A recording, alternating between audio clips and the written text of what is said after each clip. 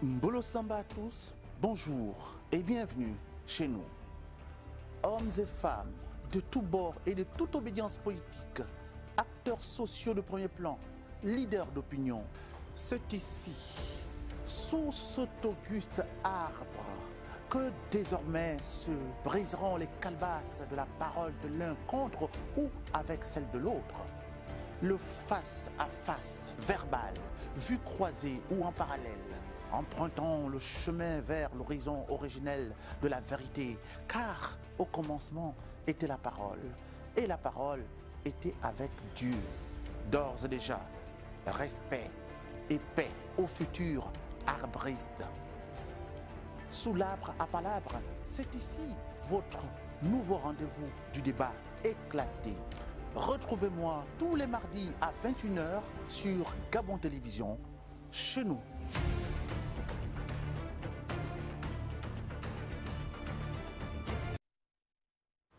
Bienvenue. Le contexte politique actuel est marqué par un discours fleuve aux accents variés de la part de ceux qui contestent et pourfendent la gestion du pouvoir en place. Au fur et à mesure qu'approchent les présidentielles, il y a d'un côté ceux qui défendent le bilan du président de la République, de ses 7 ans de son premier mandat, et en face ceux qui le critiquent. Quid du bilan du magistère d'Ali Bongo Ondimba? Pour en parler, nous recevons à ma gauche Madame ou Maître Paulette Oyan Ondo. Vous êtes avocate au barreau du Gabon, vous êtes présidente du Centre pour la promotion de la démocratie et la défense des droits de l'homme, et vous êtes prix des droits de l'homme 2013 pour l'Afrique centrale. Vous êtes ancien ministre délégué. Je sais que vous ne voulez pas tellement qu'on en parle souvent.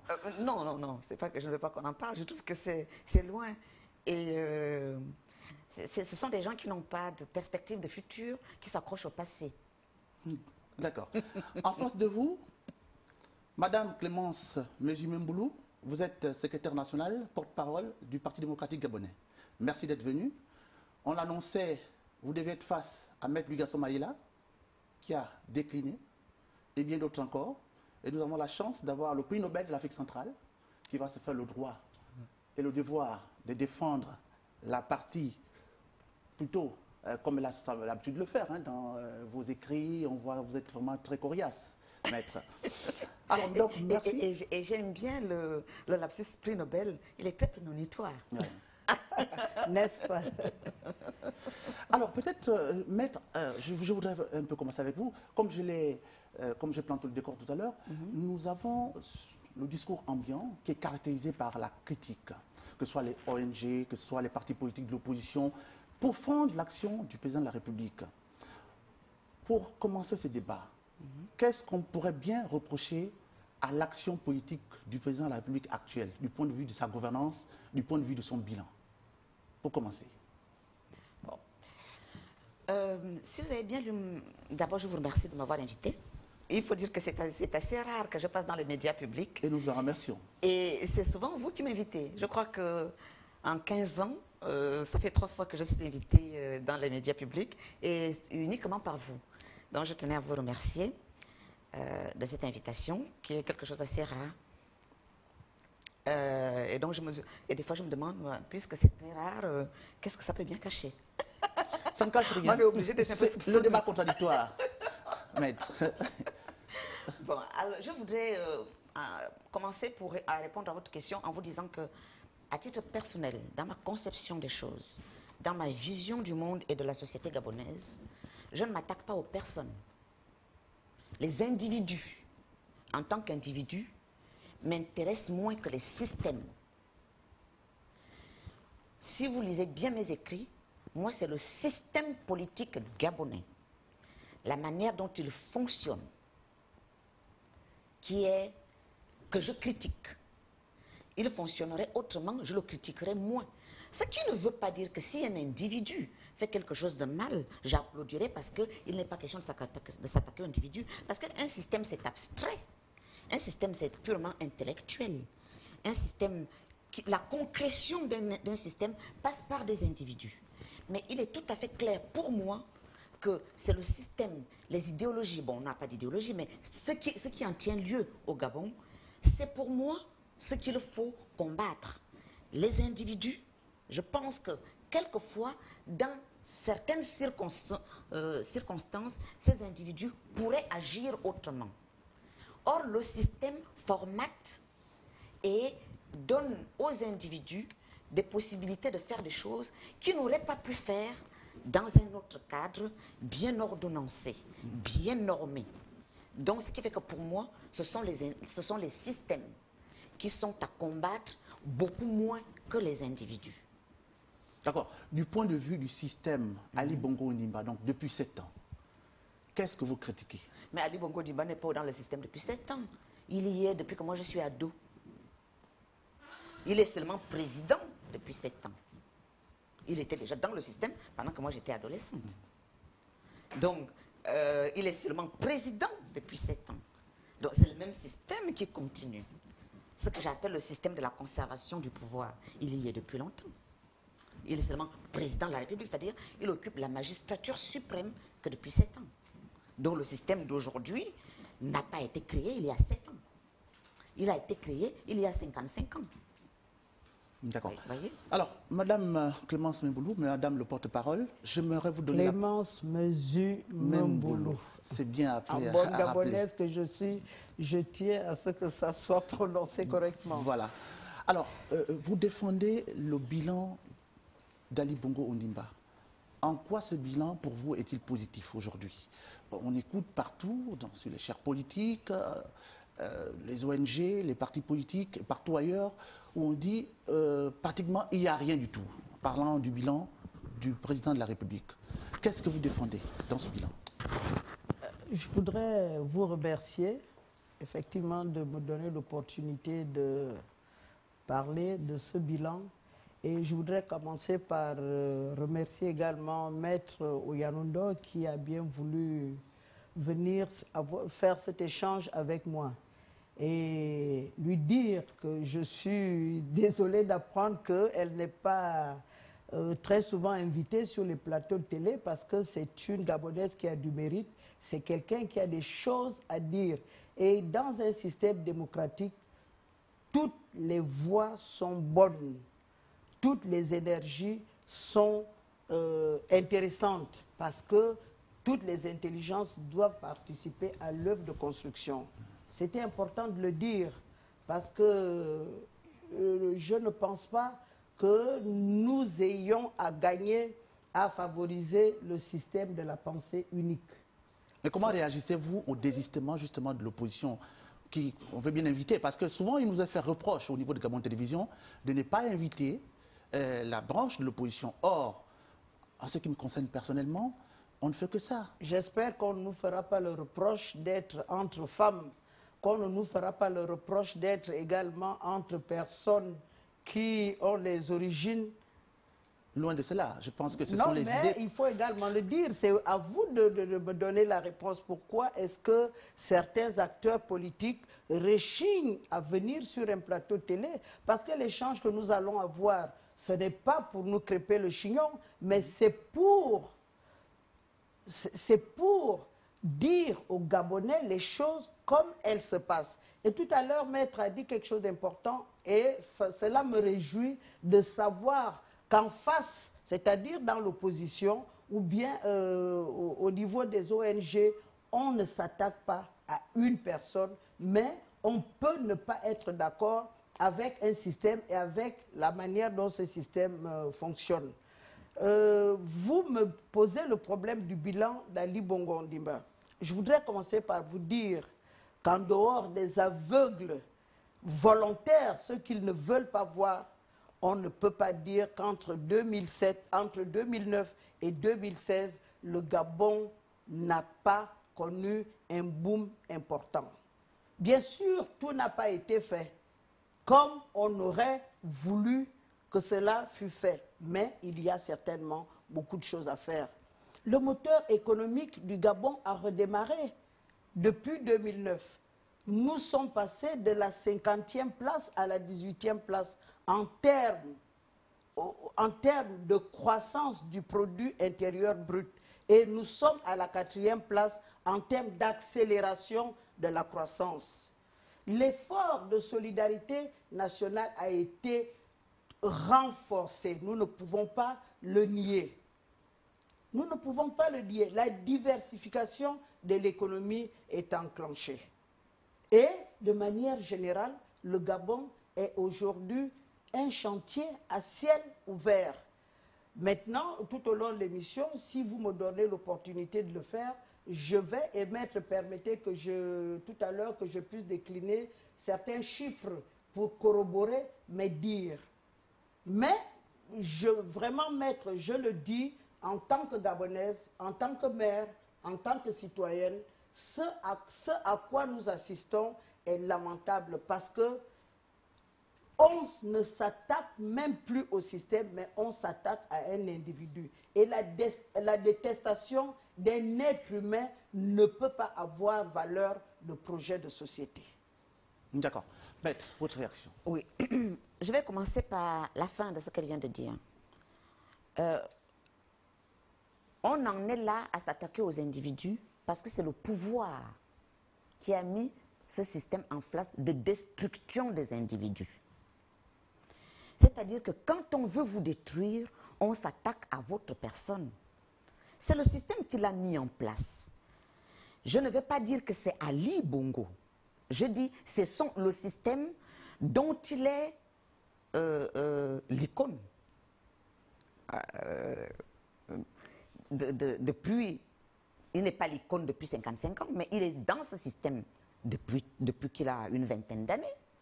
C'est ce système qui a créé le fait que, quand vous voulez vous attaquer à un individu, vous ne lui reprochez rien de fondamental qu'il ait pu faire, vous vous attaquez à sa personne. Moi, j'ai été dessinée nue dans les journaux de la présidence de la République.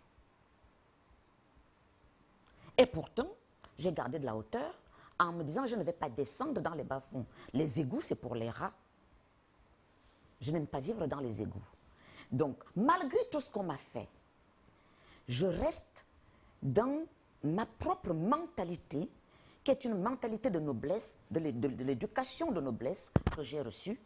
Et je reste dans le fait que je fais des démonstrations, point par point, sur le fait que telle chose ne va pas bien, telle chose ne va pas bien, telle chose ne va pas bien. Donc aujourd'hui, quand ma grande sœur, parce que c'est ma grande sœur, se plaint du fait que l'on déteste un individu. Ce n'est pas maintenant qu'il faut voir ça, il faut voir comment ça a commencé. C'est le système qui a mis ça en place. Toutes les personnes dont on a voulu détruire au Gabon, on s'est attaqué à eux personnellement. Aujourd'hui, c'est seulement un retour de bâton qui vous revient en plein visage du système que vous avez mis en place. Pas vous, vous n'étiez pas là, mais vous le représentez, ce système. Donc, il faut bien reconnaître les choses. Ce qui me désole le plus au Gabon, monsieur Nzengi, c'est que les gens ne voient jamais là où l'on a fauté. Ils ne voient que les effets. Mais comment voulez-vous soigner les effets si vous ne détectez pas la cause? Ce qui arrive aujourd'hui, et c'est ce qui a toujours prévalu dans ce système de matraquer les individus, dans ce système de dénigrer les individus, dans ce système de déverser des torrents de boue sur les individus. C'est le système, justement, leur système. Et du point de vue du boom dont elle a parlé? Maintenant, j'en reviens au boom dont il a parlé. Et il nous a donné des chiffres. Je n'ai pas retenu exactement les chiffres, mais j'ai retenu l'esprit. Il dit que voilà, la croissance est arrivée, tout le monde, il n'y a que les aveugles qui ne peuvent pas voir que le Gabon s'est amélioré. Je ne vais pas contester les chiffres parce que je ne les ai pas. Je n'ai pas la source de ces chiffres, mais ce que moi je veux lui dire, c'est que moi, en tant que défenseur des droits de l'homme, ce que je regarde, c'est l'humain. Quand on nous parle de croissance, je vous prends un exemple tout simple, pour bien que les Gabonais comprennent ce qu'on appelle croissance. Parce que ces mots-là, ça rentre dans la tête des Gabonais et beaucoup de gens ne pensent pas à réfléchir au sens et à la valeur des mots. La croissance, c'est quoi, M. Nzengi? C'est que moi, par exemple, j'ai mon petit commerce. Bon, je ne suis pas commerçante. Je prends un exemple, j'illustre. J'ai un petit commerce. Et puis, je gagnais 10 000 francs. Et l'année prochaine, je gagne 10 100 francs. Il y a eu croissance. Bon. Mais pour que cette croissance soit effective, il faudrait qu'on puisse l'évaluer de manière réelle, de manière pas intellectuelle, pas parce qu'on a parlé. Ça veut dire quoi? Ça veut dire que si, pour faire fonctionner mon commerce, j'avais des dettes de ci, j'avais des dettes de ça, je devais à telle personne, je devais telle... La croissance doit me permettre d'éponger mes dettes, de manger, de nourrir mes enfants. Mais si j'ai fait 10 100 francs, et que ça, ces 100 francs-là ne me permettent même pas d'éponger des dettes, j'ai peut-être fait de la croissance, effectivement, mais c'est une croissance qui ne donne aucun fruit dans la réalité de ma vie et de celle de ma famille et de celle de mon commerce. En Donc, conséquence. En conséquence, oui. Venir dire qu'il y a eu croissance, moi je vais bien, je n'ai pas les chiffres, je ne connais pas l'origine de ces chiffres. Donc dans ce sens-là, je ne peux pas le contester. Mais ce que je conteste, c'est de dire que cette croissance n'est visible, en tout cas pas dans mon assiette. Le kilo de poisson continue de coûter le kilo de poisson gabonais, pas importé. Le maquereau importé, on arrive à 12 000 francs le kilo. Mais je vous parle des poissons gabonais qu'on pêche là. La mer n'est pas loin. 5 000 francs le kilo.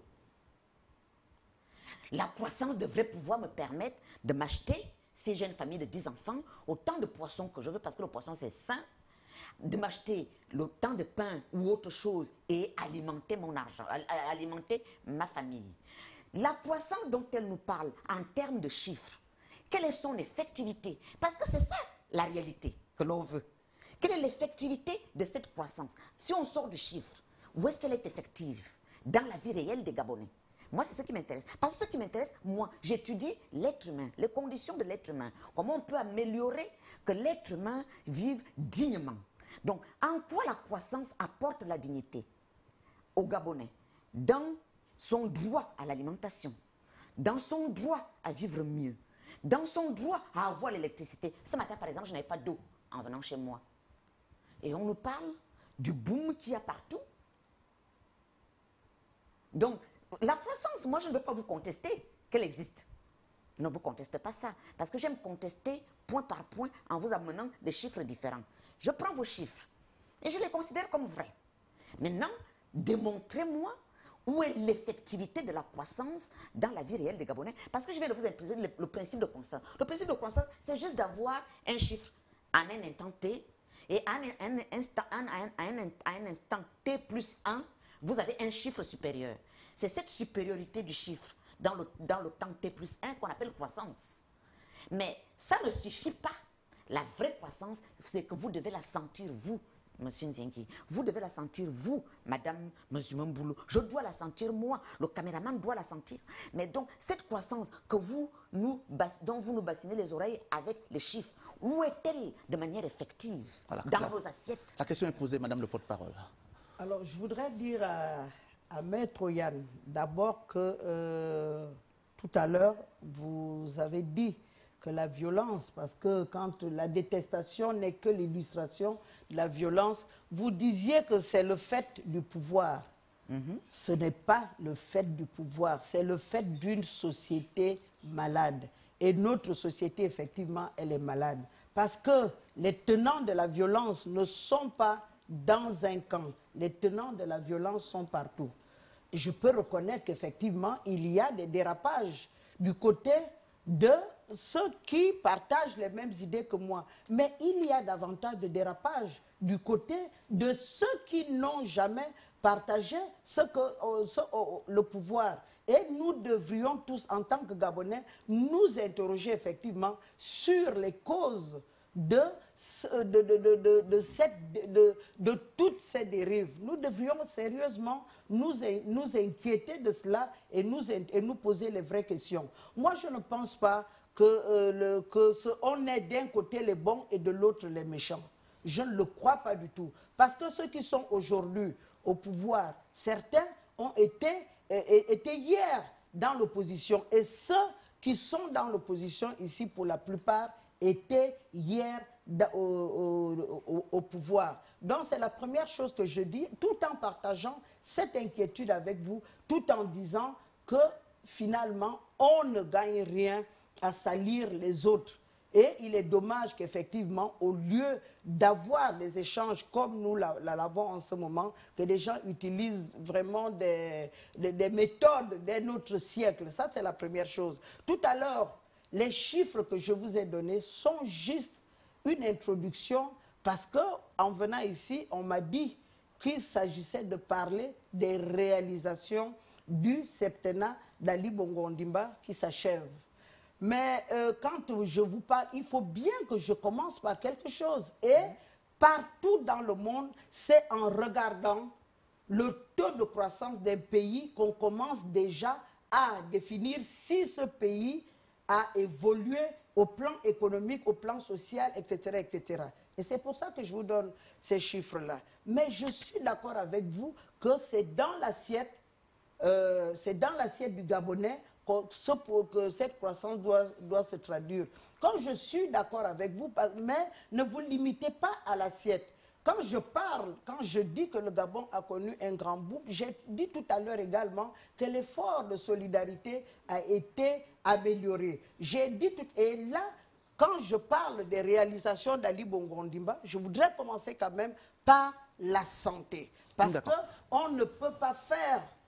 On ne peut même pas parler d'éducation, on ne peut pas parler d'infrastructure si on est un pays qui est mal soigné, où les gens n'ont même pas accès aux soins de santé primaires. Alors, nous allons donc nous embarquer dans ce secteur de la santé. Ensuite, nous allons évoluer, parlant par exemple de l'économique, parlant par exemple de la politique. Mais puisque le débat est vaste, nous n'allons pas le vider.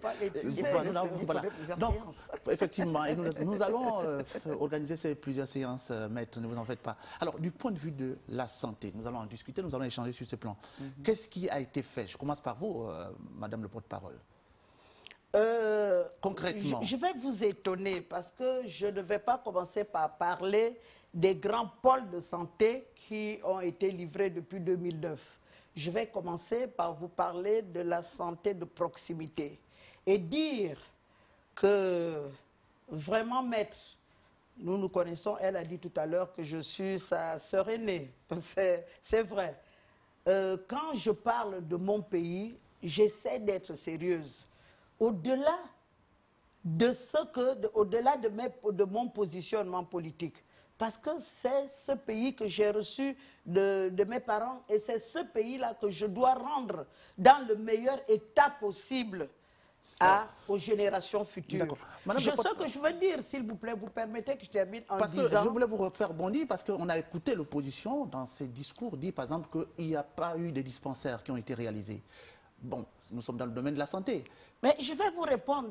Pourquoi réaliser des dispensaires sur l'ensemble du territoire national alors que cela a déjà été fait? Il ne s'agissait pas de reconstruire des dispensaires. Il fallait réhabiliter ces dispensaires-là qui étaient devenus, qui étaient devenus les logis des moutons et autres poules dans les villages. Et ça, c'était un problème sur l'ensemble du territoire national.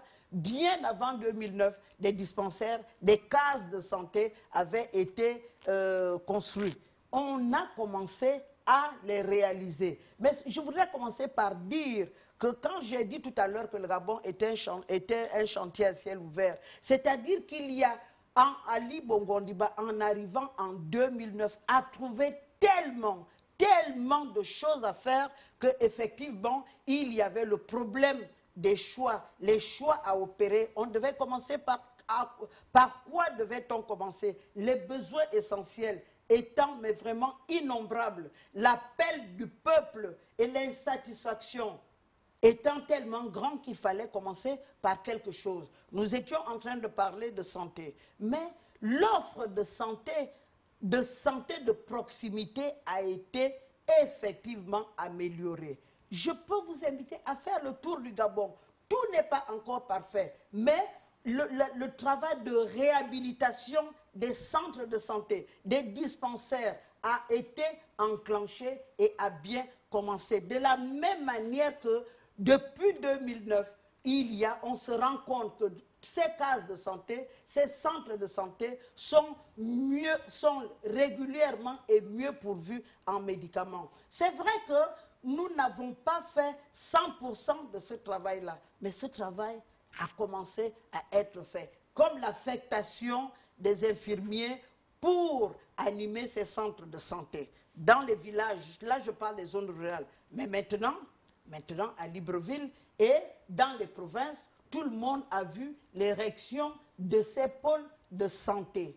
De ces pôles de santé qui n'ont rien à envier à ce qui se fait à l'extérieur. La question que j'entends les gens dire, oui, on a fait de grands centres de santé, mais avec quoi va-t-on les animer? Mais nous avons, pour Libreville seulement, 120 personnes en formation pour venir animer ces pôles de santé. Et pour l'intérieur du pays, nous avons 330 personnes également qui sont en formation au plan local comme au plan international. Donc nous avons conjugué les deux parce qu'effectivement, cela ne servait à rien de construire les hôpitaux si nous devions, pour les animer, faire appel uniquement à l'expertise internationale. Donc, je veux dire qu'au plan de la santé, et là, comment ne pas, même si les gens disent oui, mais tout le temps, vous parlez de ça, comment ne pas évoquer le formidable travail de la CNAMGS, parce qu'aujourd'hui, la solidarité a un sens. Aujourd'hui, la solidarité a un sens. La CNAMGS, la couverture maladie au Gabon a un sens. Et vraiment, je peux mettre nos parents qui sont au village, pour prendre le cas, je peux prendre le cas de Moulengi Biza, mais je vais prendre mais je sais que vous risquez de me dire que c'est très loin, mais je vais prendre le cas d'Oyem que nous connaissons particulièrement. Mais c'est avec bonheur que je vois ces femmes-là, parce que moi, ma mère, il y a encore 1 mois et demi, elle s'est fait mordre par un serpent. Et elle s'est fait mordre par un serpent. Mais j'imagine qu'on aurait dû m'appeler, vous appeler pour dire il faut aller au village, essayer de trouver, et j'imagine qu'à nous deux, nous aurions pris 24 heures ou 48 heures pour essayer de trouver quelqu'un et venir ici, trouver un médicament, essayer d'aller envoyer par transporteur ou par major, et puis essayer d'appeler quelqu'un au village pour nous trouver. Mais aujourd'hui, il a suffi qu'elle aille avec sa carte de la CNAMGS pour qu'immédiatement les médicaments lui soient donnés. Je n'étais pas au Gabon quand cela s'est passé. Et elle n'a pas eu besoin de payer parce que dans ce cas-là, elle a été prise en charge à 100%. Ce n'est pas négligeable. C'est vrai qu'au Gabon, nous attendons à ce que le ciel s'ouvre et que tout nous tombe du ciel le même jour. Mais ces efforts-là, cet effort de solidarité, il est appréciable. Aujourd'hui, nos pères au village peuvent aller à l'hôpital et sur la présentation de leur carte de la CNAMGS, se faire soigner et seulement après nous appeler pour dire, bon, moi j'ai commencé, la CNAMGS a pris 80% de mes soins et toi maintenant, fais-moi un envoi pour que je complète pour les 20% à venir. Donc là, il y a un effort notable. Les étudiants peuvent se faire soigner. Les Gabonais économiquement faibles ne s'inquiètent plus pour leur santé. D'accord. Manette, vous aurez le même temps de réaction. Alors, vous avez ce temps. Oui, merci beaucoup, M. Nziengi. De toute façon, je sais que vous tenez à l'équité dans la distribution du temps. Ça a toujours été... enfin, moi, vous avez toujours été, à mes yeux, le meilleur modérateur qui soit à chaque fois que moi je suis venue à vos émissions. Je veux m'enfoncer dans mon siège. Mais il faut dire les choses telles qu'elles sont. Non, je ne vous flatte pas, ce n'est pas dans ma nature. Je n'ai jamais flatté personne. Je dis ce que je vois et ce que j'ai constaté de toutes les émissions que j'ai pu faire avec vous. Donc je sais que j'aurai le temps nécessaire pour répondre. Je voulais commencer par une chose. Madame le conseiller, au début, j'ai dit ma grande sœur pour montrer que c'est vraiment ma grande sœur parce que dans la tradition, il faut avoir du respect pour des gens qui sont vos parents. Donc, c'était le respect dû à la tradition. Bon, là maintenant, nous sommes dans le débat, donc je vais l'appeler par son titre officiel. Madame le porte-parole. Voilà, Madame le porte-parole. Du PDG. Alors, Madame le porte-parole nous dit qu'il y a un effort de solidarité qui a été fait. Ça me choque. Complètement. J'étais choquée quand je l'ai entendu dire ça, cette phrase. Pourquoi? Parce que l'État, le concept de l'État, a été créé pour la solidarité. Un État n'a donc pas à faire un effort de solidarité. Un État existe parce que la solidarité de tous les enfants du pays est gérée par lui. Quand on vient nous dire qu'un État a fait un effort de solidarité, en fait, on ne dit même pas que l'État a fait l'effort de solidarité. En plus, c'est important à remarquer, il nous dit que Ali Bongo a fait un effort de solidarité. Mais quelle est la raison d'être de l'État?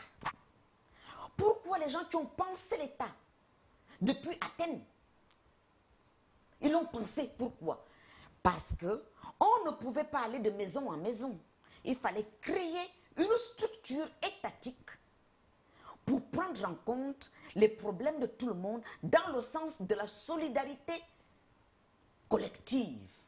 Donc, la raison d'être de l'État même est la solidarité. Donc, qu'on nous dise qu'un individu à la tête de l'État a fait un effort de solidarité, je suis choquée par cela. Ça veut donc dire qu'on n'a même pas compris ce que c'est que l'État. C'est pour ça que j'ai dit au départ qu'en réalité, le problème est dans le système. Si on ne revoit pas ce système dès le départ, de la manière dont il a été conçu, parce que tout est dans la conception et le fonctionnement. D'abord la conception, la manière dont le système a été conçu et la manière dont il fonctionne, on ne s'en sortira pas. Tous les efforts que personnellement je ne vois pas, mais je lui accorde qu'ils sont faits. Mais maître, juste sur ce plan, pour vous faire rebondir, vous allez continuer. Hein, oui. Juste pour la clarification, quand vous parlez du concept de l'État, oui. Mais quel est le sens de la concurrence politique? Est-ce que finalement, quand par exemple l'opposition veut passer au pouvoir, c'est pas pour faire mieux, est-ce que finalement, il n'est pas important de juger l'action d'un individu à la tête de l'État? Normalement, oui, il est important. Pourquoi? Parce qu'un individu vient avec son groupe, qui est son parti politique, et avec une vision de la société. Les partis politiques servent à avoir une vision de la société. Dans l'optique de cette vision de la société, ils aspirent à gouverner. Et ils aspirent à former les populations. C'est écrit dans la Déclaration universelle des droits de l'homme et des citoyens. Les partis politiques doivent former leurs militants. L'État forme les citoyens. Les ONG aident, les ONG sont normalement, je dis bien normalement, dans un pays normal, pas les ennemis de l'État, comme j'ai été désigné ennemi public numéro 1. Par qui? Par l'État gabonais. Mais non, je ne crois pas. Je crois que si on était, vous voyez, juste pour détendre l'atmosphère, vous savez, dans les films américains, là où les gens du FBI s'entraînent à tirer, ils prennent toujours la photo de l'ennemi public numéro 1 qui est la cible. Je crois que si ce genre de choses existe au Gabon, ça doit être ma photo qui est la cible pour s'entraîner à me tirer dessus. Vous exagérez. Alors, nous allons revenir sur le sujet, effectivement. Plus sérieusement, oui. Donc, plus sérieusement, comment ça se passe? L'État, lui, ne bouge pas. L'État ne bouge pas. L'État a des gens qui sont allés à l'école pour savoir comment manager un État. Et chaque parti politique doit avoir une idéologie. L'idéologie, c'est sa vision à lui de la société. Moi, je peux voir que ces sociétés fonctionneraient mieux de telle ou telle manière. Et je décline ma vision. Quand on est en période électorale, cette vision se décline comment? Elle se décline d'abord en projet de société, qui est quelque chose de global et d'abstrait. Ce projet de société, on le prend, on le met en ce qu'on appelle un plan, on en fait ce qu'on appelle un plan d'action. Et ce plan d'action se décline en plan de travail. Évidemment, tout ceci budgétisé. Le tout avec des dates butoirs pour pouvoir faire ce qu'on appelle des plans d'étape. C'est-à-dire qu'on est au pouvoir depuis 3 ans, on a fait ça, on s'assoit. on regarde. Qu'est-ce qui a marché? Pourquoi ça a marché? Parce que l'autosatisfaction, c'est très mauvais. Aussi bien pour un être humain dans sa vie à lui, que pour l'État. Faire dans l'autosatisfaction, c'est déjà le début de la fin. On doit toujours se dire, même quand on a bien travaillé, c'est de se dire, pourquoi j'ai bien travaillé? Ah oui, parce que ce jour-là, j'avais bien mangé, je me sentais bien, j'avais moins de stress. Pourquoi j'ai mal travaillé? Toujours, c'est mon père qui m'a dit ça. Mon père, quand je revenais de l'école, j'ai bien gagné, j'ai bien travaillé, j'ai eu une bonne note. Il me dit, non, ne sois pas content. Comprends pourquoi tu as bien travaillé. Et si tu as mal travaillé, ah non, ne pleure pas, comprends pourquoi tu as mal travaillé. Et c'est la même chose pour un État. Un État doit pouvoir nous faire des bilans d'étapes. Nous sommes au pouvoir depuis un certain temps. On se dit on va faire des bilans d'étapes tous les 2 ou 3 ans. En tout cas, 2 ou 3 ans, c'est le bon temps pour faire un bilan d'étapes. Parce que pour mettre en place, parce qu'il faut faire ce qu'on appelle le développement équilibré. Or, quand j'entends Madame le conseiller, elle va vous parler de telle chose a été faite à tel endroit, telle chose a été faite à tel endroit. Ce n'est pas ça le développement. Le développement doit être équilibré. Ça veut dire quoi? Ça veut dire que si vous distribuez, si vous décidez, d'abord vous devez partir des besoins réels des Gabonais, des besoins basiques. Les Gabonais ont besoin de quoi? Supposons, de l'aspirine. Eh bien, vous devez faire en sorte que l'aspirine soit à portée de main de tous les Gabonais au même moment dans l'ensemble de la société. Le développement est là, équilibré. À Moulingi-Binza, on peut avoir de l'aspirine. À Koumassi, on a de l'aspirine. Enfin, un peu partout dans le Gabon, exactement, au même moment, quelqu'un qui a besoin d'aspirine doit en avoir. Ça s'appelle le développement équilibré. Le développement ne consiste pas à dire nous avons fait une route de 2 km de temps à temps à tel endroit. Nous allons revenir sur les infrastructures, mais du point de vue de la santé, maître, voilà, donc du point de vue de la santé. Qu'est-ce que vous observez sur du point de vue de la santé. Oui. Ce qu'elle a dit on a réaménagé les dispensaires partout, c'est pas vrai. Dans mon village, il n'y en a pas. Si on fait au Yen Bitam, c'est 75 km. Je vous parle de ça que je suis né là, je connais. On vous parle au Yen Bitam, 75 km. On trouve le premier dispensaire normalement à Souza, qui n'est pas réaménagé. Il n'y a rien dedans. Il est comme toujours. Et le deuxième, et Souzaville et Oyen, on est aux environs de 30-25 km. Ensuite, vous allez trouver le deuxième dispensaire à Konoville. À peu près la même durée. Vous avez été mordu par un serpent. Vous allez marcher 25 km, à supposer même que ces sangs aient été réhabilités. Dites-moi, vous trouvez ça possible? C'est dans l'ordre de la possibilité humaine que vous allez marcher, parce que chez nous, les voitures ne circulent pas comme ça, les gens n'ont pas de voitures dans les villages, vous allez devoir marcher 25 km pour aller vous soigner, mais vous avez le temps que le poison du serpent vous atteigne le cœur. Dès qu'il atteint le cœur, vous mourrez. Donc ce qu'elle dit n'est pas vrai. Peut-être que dans l'intention, parce qu'il y a 2 Gabons, il y a le Gabon qui est dans la tête des gens, et il y a le Gabon que nous vivons. Dans ce Gabon que nous vivons, je vous dis que rien n'a été aménagé. C'est peut-être dans les tiroirs, dans les intentions, et après tout, l'intention est déjà louable. Hein, puisque tout peut commencer par l'intention. Mais quand même, une intention de 7 ans, ça fait long. Ensuite, elle nous a parlé de la CNAM-GS. C'est vrai que la CNAM-GS existe. Je reconnais. Mais la CNAM-GS n'a pas touché tout le monde. Elle a pris le cas de sa mère, ou un de ses parents, qui a été sauvé grâce à la CNAM-GS. C'est certainement vrai. Il n'y a pas de raison qu'elle vienne raconter ce qui n'est pas vrai sur sa propre mère. Donc c'est certainement vrai. Mais seulement c'est sa mère. Ne l'oublions pas. Ce n'est pas la mère de n'importe qui sorti du Vilgom Pécus. C'est sa mère à elle. La mère du conseiller, du président. Et je vous garantis que, avec CNAM-GS ou pas, les gens se plieront en 4 pour sauver sa mère. Ce qui n'est pas le cas de la mienne, par exemple. Parce que moi, je fais partie du Vilgom Pécus. Première chose. Deuxième chose, la CNAM-GS existe pour les économiquement faibles. C'est vrai. Mais ça reste en grande partie théorique. Parce que tous les économiquement faibles n'ont pas eu d'ANAM-GS. Pour quelle raison, je ne sais pas. Ont-ils été paresseux pour aller faire les formalités? Possible. Mais dans ce cas, l'État doit sévir et obliger les gens à y aller.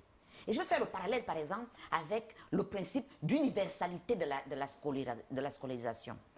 Quand un État adopte le principe de l'éducation universelle, il traque les enfants qui ne vont pas à l'école.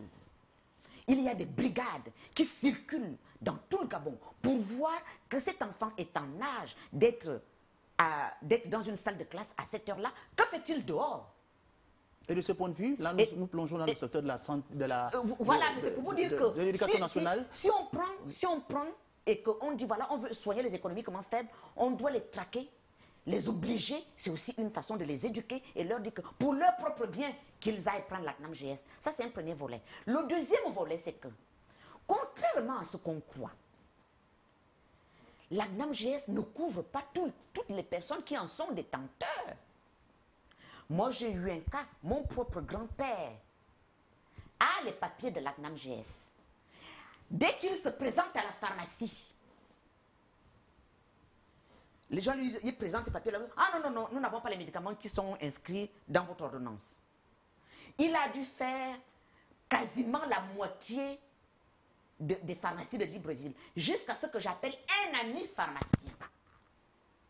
C'est une histoire authentique. Je n'ai pas seulement envie de citer les noms, parce que je n'ai pas eu l'autorisation, son autorisation préalable. Sinon, je vous aurais cité le nom de la personne. Et c'est lui qui a dit, maître, amenez votre grand-père, je vais lui donner les médicaments, même si la CNAMGS me doit de l'argent. Voilà la réalité. La réalité, c'est que, certes, la CNAMGS existe bien. Certes, la personne qui est à la tête de la CNAMGS fait certainement ce qu'il peut, mais l'effectivité n'est pas là. Donc, le cas de sa mère n'est pas comparable au cas de la plèbe. Les plébéiens qui ont la CNAMGS peuvent l'avoir, mais n'ont pas de médicaments. Parce que les pharmacies refusent de payer les gens qui présentent les papiers de la CNAMGS, parce que les pharmacies prétendent, je dis bien prétendent, parce que je n'ai pas de preuves scientifiques. Donc j'aime bien parler avec les mots justes, parce que les pharmacies prétendent, puisque j'étais moi-même avec mon grand-père, on est allé de pharmacie en pharmacie, ah non, non, non, nous n'avons pas ces médicaments-là. Et c'est mon ami qui a expliqué que les pharmacies ne peuvent pas vous dire pourquoi ils ne veulent pas servir, ils ne peuvent pas te dire pourquoi ils ne veulent pas servir ton grand-père. C'est parce que la CNAMGS doit de l'argent et ne paye pas. Et nous avons des problèmes avec nos fournisseurs. Mais comme on se connaît, je vais servir ton grand-père. Voilà comment nous sommes traités, nous, la plèbe.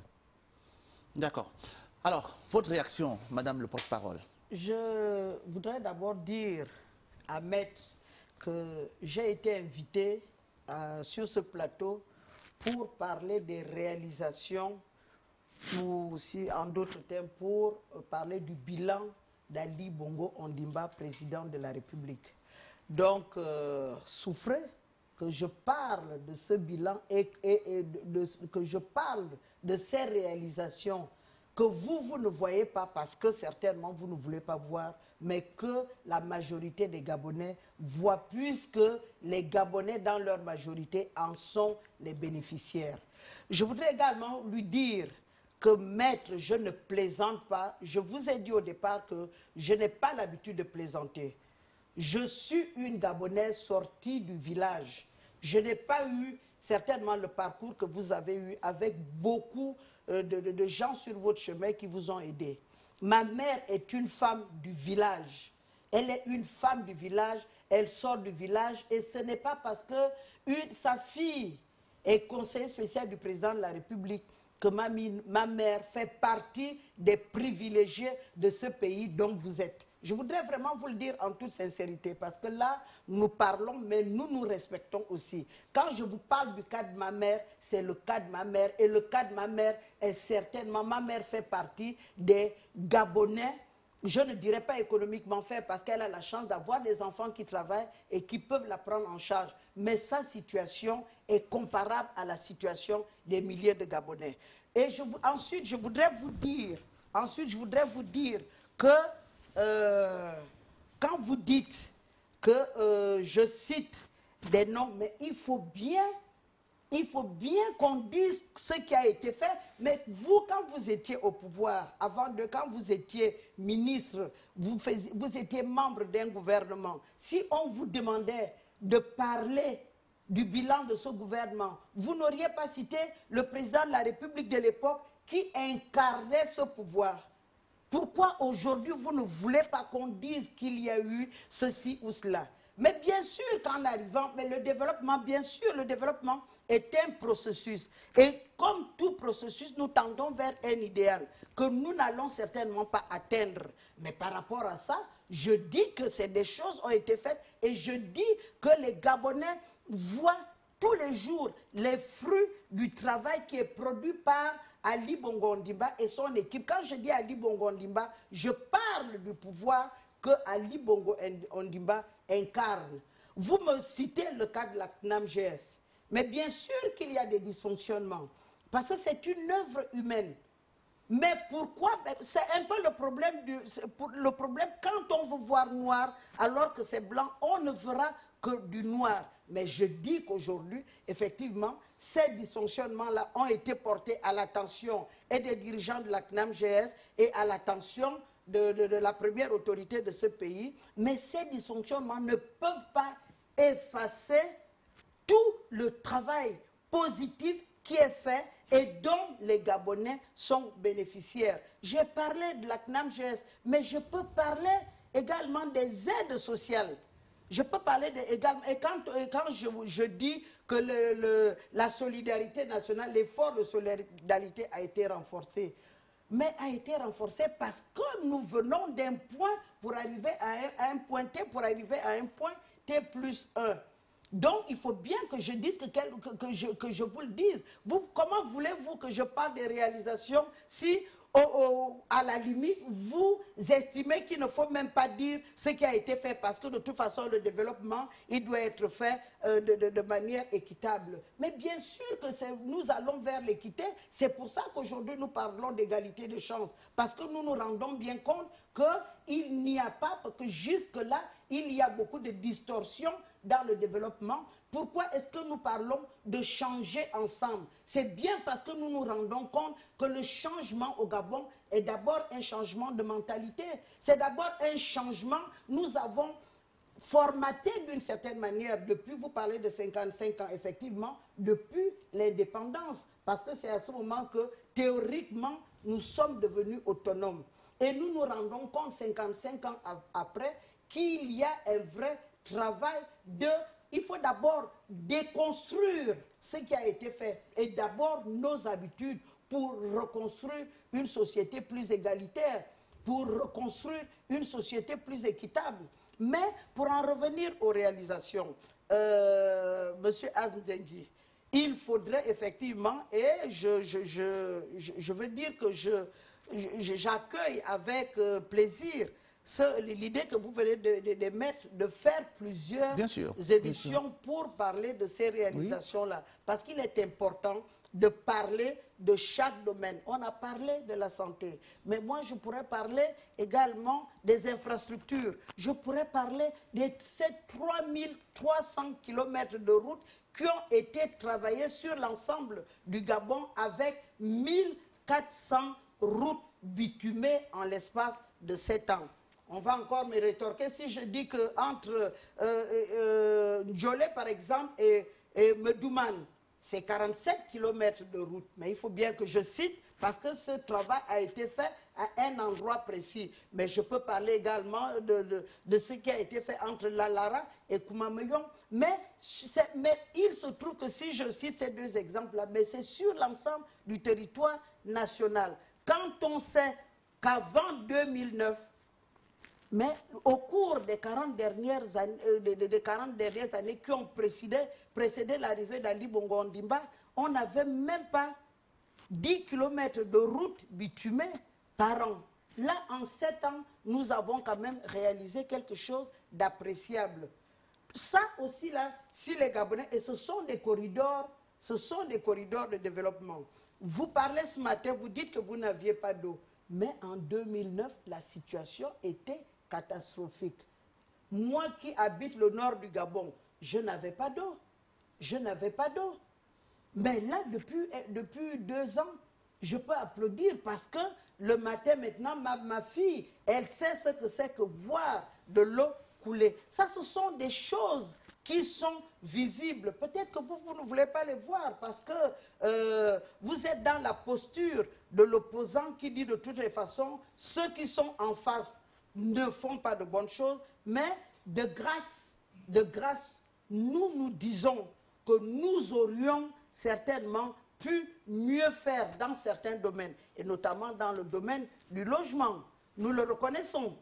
Nous aurions certainement mieux fait dans d'autres domaines, mais nous avons certainement bien fait dans plusieurs domaines. Et dans le domaine de la santé, nous pouvons vraiment dire bravo et dire qu'il ne faut pas que ça s'arrête là, il faut que ça continue.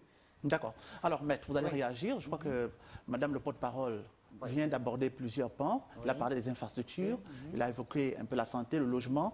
Votre réaction? Alors, d'abord, je tiens à recadrer quelque chose. Madame le porte-parole dit que les opposants comme moi, nous ne voulons rien faire. Moi, je ne suis pas opposant. Encore une fois, il faut bien... Je suis défenseur des droits de l'homme. Alors, je retire. L'Union africaine me reconnaît comme défenseur des droits de l'homme. Les Nations unies me reconnaissent comme défenseur des droits de l'homme.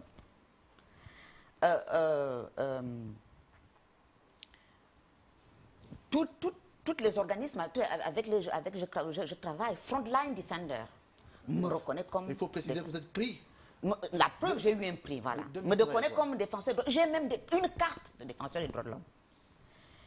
Quelque chose qui se passe au Gabon, par exemple, il y a eu, pour défendre les femmes défenseurs des droits de l'homme, parce qu'elles sont beaucoup plus, on leur fait des exactions qui sont au-delà de l'humain, j'ai, moi, pris cette résolution qui m'a été envoyée, ça a été à l'initiative de la Norvège.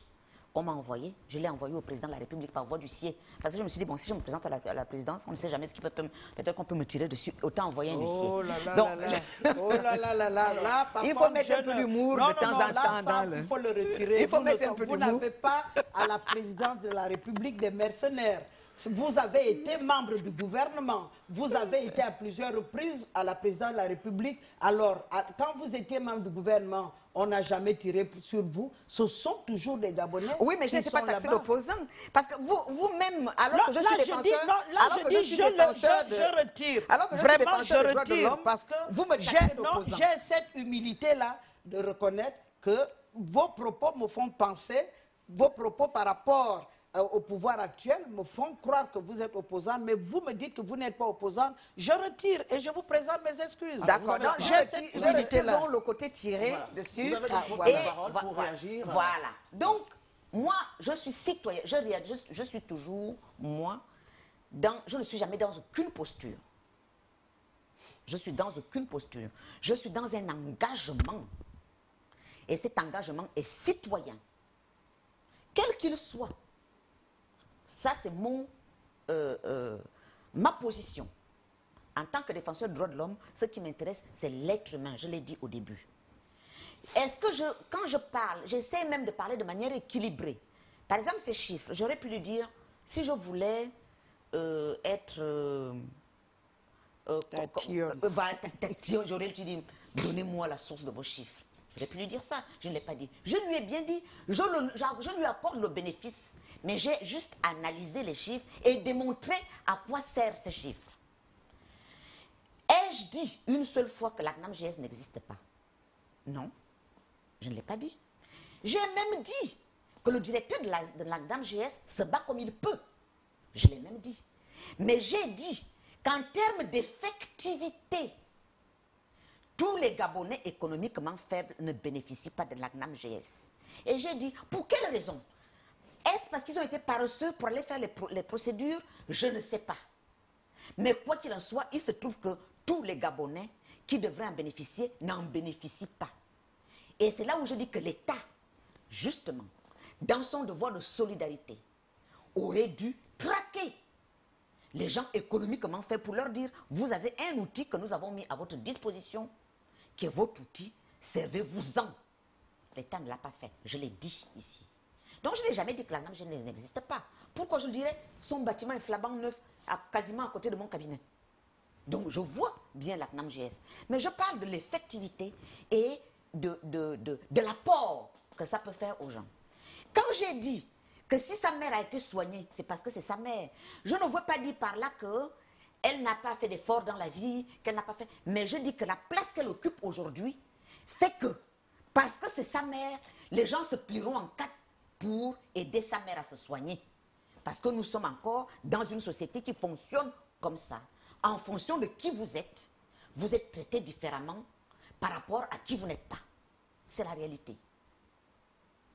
C'est la réalité.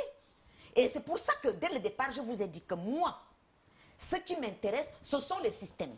J'analyse les systèmes, pas les individus. Et le développement, il doit être équilibré. Ça, c'est ce que j'ai dit, je l'ai répété. Parce que c'est important, les Gabonais nous écoutent, il faut qu'ils comprennent bien les mots et les concepts. Et il me parle d'égalité des chances. Elle me parle d'égalité des chances, madame le conseiller, madame le porte-parole. Regardez vous-même, monsieur Nziengi. Peut-on nous dire que nous sommes en train de faire un effort de solidarité? Et j'ai repris en disant que ça paraît assez curieux. Parce que c'est le fondement même de l'État. L'État est fondé sur le fait de créer et de redistribuer la solidarité à tous les citoyens. C'est ce à quoi sert l'État, ontologiquement. C'est ce à quoi sert l'État. Comment peut-on, alors que l'État est là pour ça, dire que des individus font des efforts de solidarité? Ça n'a pas beaucoup de sens. D'autres, elle ajoute que, au-delà de ça, nous avons même encore créé l'égalité des chances. Mais l'égalité des chances n'est pas un concept pris individuellement. L'égalité des chances est transversale. On doit trouver l'égalité des chances en toutes choses dans une société. Si je m'en vais dans un guichet, je consomme le service public. On n'a pas à regarder qui je suis. Est-ce que je suis ceci? Est-ce que je suis cela? Je viens d'où? On doit regarder. Vous avez introduit votre dossier? Oui. Il y a combien de temps? Tant de temps. On regarde. Oui, votre dossier est là. Normalement, il aurait dû être là dans un laps de temps donné. L'égalité des chances est donc partout. L'égalité des chances n'est pas un concept que l'on prend isolément et on en parle comme un slogan. C'est transversal, ça rentre absolument partout. On doit pouvoir la trouver à l'école. Je vous prends un exemple précis pour vous montrer ce que c'est que l'égalité des chances. Vous ne pouvez pas, dans un pays, dire qu'il y a égalité des chances si vous avez des enfants de moins de 10 ans qui font 6 km pour aller à l'école. 6 km pour aller à l'école. On ne sait pas ce qu'ils vont aller manger là-bas parce qu'ils doivent rester toute la journée et revenir dans leur village.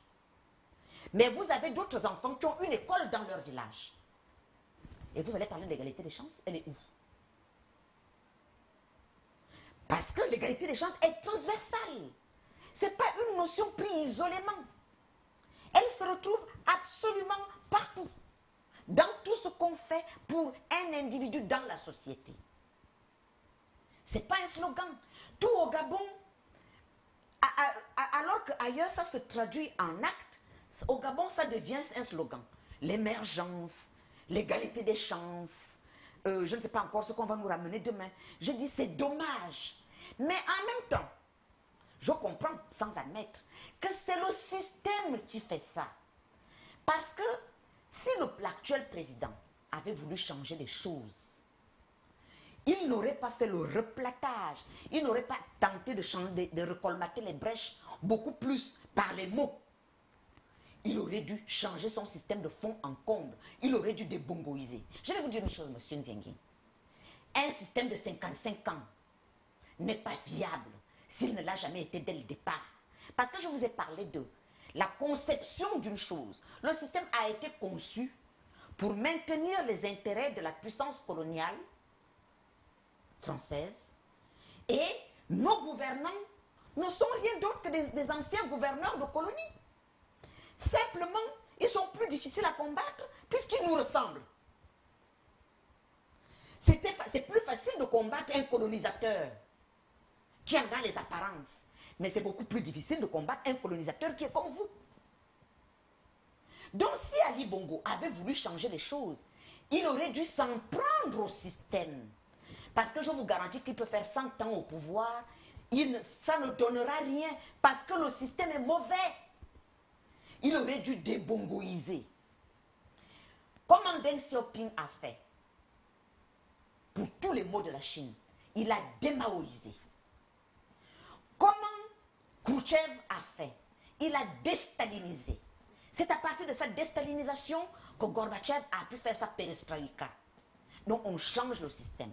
Changer le système ne veut pas dire qu'au quotidien, on n'essaye pas de faire en sorte que les gens vivent bien. Mais si vous voulez avoir une société qui fonctionne sur des notions, qui sont des notions qui apportent de la dignité aux gens, vous mettez en place un système où l'être humain est traité dans sa dignité.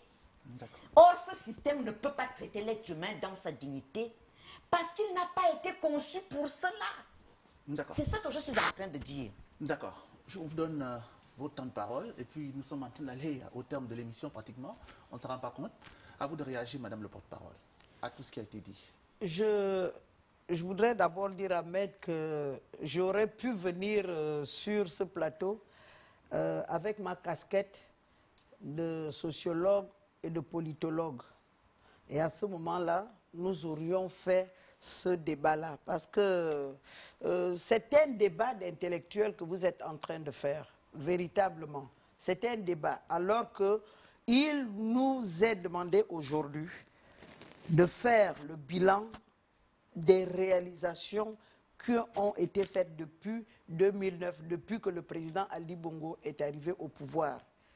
Il est le fruit d'un système, comme vous le dites. Vous et moi sommes également le fruit de ce système. Et je doute fort que ce soit l'œuvre d'une seule personne de vous parler de débongoiser. Le travail que les Gabonais attendent d'Ali Bongo Ondimba, et c'est sur ce programme-là qu'il a été élu, c'est qu'il traduise en acte son projet de société, l'avenir en confiance. Et c'est de cela que nous parlons aujourd'hui. Par rapport aux attentes des Gabonais de 2009, qu'est-ce qui a été fait en matière de réalisation? Et moi, j'aimerais bien que nous revenions à ce débat. Parce que si nous entrons dans les débats, moi, ça, c'est des débats qui ont nourri mon cursus universitaire. Mais si nous entrons dans ce débat-là, les Gabonais ne trouveront pas ils ne trouveront pas leur compte. Or, aujourd'hui, les Gabonais ont besoin de savoir ce qui a été fait et pourquoi devraient-ils encore accorder leur suffrage à Ali Bongo Ondimba. Et c'est de cela que nous devons parler. Parce que c'est ça qui est important. C'est cela qui est important. Et moi, je continue à dire que certainement, nous n'avons pas à rougir du travail qui a été fait. Nous n'avons pas à rougir du travail qui a été fait. Nous n'avons pas à rougir du travail qui a été fait en matière de santé, en matière d'éducation. Nous n'avons pas à rougir de ce qu'Ali Bongo Ondimba aujourd'hui a permis, parce que c'est lui le moteur. Depuis 2009, c'est lui la locomotive, c'est lui qui tire les wagons. C'est sa vision que tous ensemble, nous qui sommes ses collaborateurs, le gouvernement et l'Assemblée nationale, c'est sa vision que nous essayons de matérialiser quotidiennement. Vous parlez d'éducation, il y a l'un des secteurs qui est vraiment querellé aujourd'hui, c'est ce secteur sur l'éducation. Qu'avez-vous à dire en termes de bilan sur ce Mais en termes de bilan, je dis que nous avons trouvé une situation qui était difficile. Parce qu'effectivement, il y avait d'un côté le problème de la réhabilitation, je veux dire, des salles de classe. Des écoles entières. Il y avait également le problème de la carte scolaire nationale qu'il fallait remettre à niveau. Mais il y avait également le problème de la formation. La formation, quel est le niveau de formation? N'oubliez pas que depuis 1992, les élèves gabonais n'ont pas eu une année scolaire pleine comme cela se passe ailleurs. mais il y a également le problème de la formation des formateurs. Il y a le problème du niveau de vie et des enseignants et des élèves.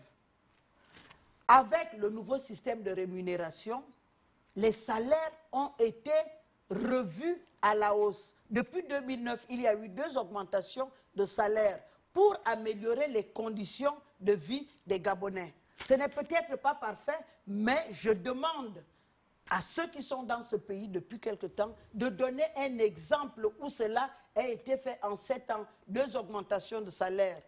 L'augmentation de la location scolaire et universitaire que nous appelons bourse ici pour les étudiants qui sont aussi bien à l'intérieur du Gabon qu'à l'extérieur est un point important. La réhabilitation d'un demi-millier de salles de classe sur l'étendue du territoire, sur l'ensemble du territoire, est un élément important, même si nous aurions pu faire mieux que cela. La construction de 2 amphithéâtres, aussi bien à l'université qu'à l'ENSET, est un élément important. Mais globalement, les enseignants disent qu'ils sont insatisfaits. Et c'est pour ça que le président est attentif à leur doléance, parce que les enseignants ne sont pas des va-t-en guerre. S'ils disent qu'ils sont insatisfaits, c'est bien pour des raisons que le président cherche encore à comprendre, malgré déjà toutes ces avancées. Parce que nous avons besoin, j'ai parlé de la santé, mais le deuxième pied du développement sur lequel s'appuie le développement, c'est également l'éducation et la formation. Et le président qui est un Gabonais, qui est un patriote, ne peut pas se contenter d'une éducation aussi boiteuse que celle que nous avons aujourd'hui dans notre pays. Mais les torts, là aussi, sont partagés. Nous le reconnaissons, des grèves à répétition. Mais il faut dire également que le système éducatif gabonais, que le monde éducatif est particulièrement politisé et que souvent, aussi bien les enseignants que les élèves sont pris en otage par les hommes politiques. Et ça, ce n'est pas acceptable. Ce n'est pas acceptable. D'accord. Alors, mesdames, j'aimerais vous inviter à suspendre ce débat, parce que le temps imparti est largement dépassé. Je voulais juste dire 2 petites minutes.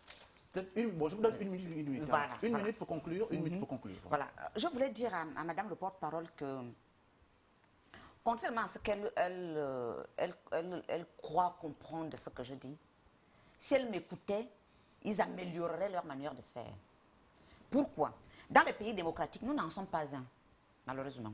Mais dans les pays démocratiques, on ne vote pas un président à nouveau pour ce qu'il a fait. Parce que ce que fait un président, quand il arrive au pouvoir, il est normal qu'il le fasse. Il n'y a pas de raison d'applaudir ce qu'il a fait.